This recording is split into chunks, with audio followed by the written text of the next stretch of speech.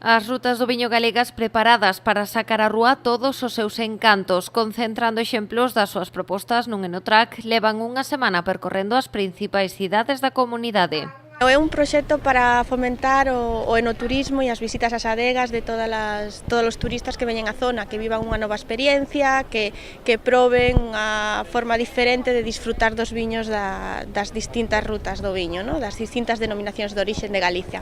Hoxe a parada foi en Pontevedra. As rutas do viño Rías Baixas, Monterrei, Ribeira Sacra, Valdeorras e Ribeiro demostraron o seu tirón, colgando o cartel de cheo nas catas que acolle o Enotrack.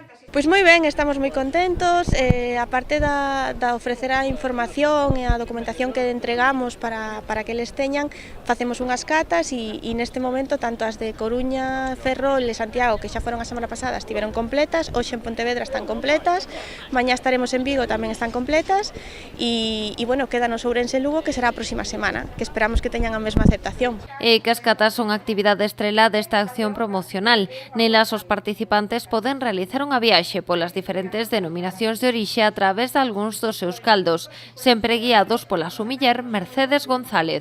Aquí poden catar viños das 5 denominaciones de orixen, diferentes marcas, diferentes viños de diferentes zonas. Por exemplo, no caso de Rías Baixas, pois hai viños que son do Salnés, viños do Condado, das diferentes subzonas, e nas outras rutas tamén hai viños distintos.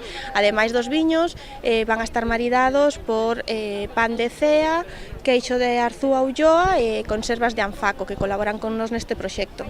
Esta actividade nace da iniciativa da Marca para o Gas e no Turismo en Galicia, que aúna as 5 rutas do viño. Tamén conta co apoio do Clúster de Turismo e de Turismo de Galicia, que decidiron optar pola proactividade para atraer potenciais enoturistas. A idea nace de que pensamos que é preciso mostrarlle a xente nas súas casas as opcións de turismo e de enoturismo neste caso que teñen. Entón nos parecía moi interesante poder achegarnos nós ás cidades máis importantes de Galicia para que coñecesen o proxecto e a partir de aí que se desplacen a coñecer as rutas e a disfrutar do enoturismo.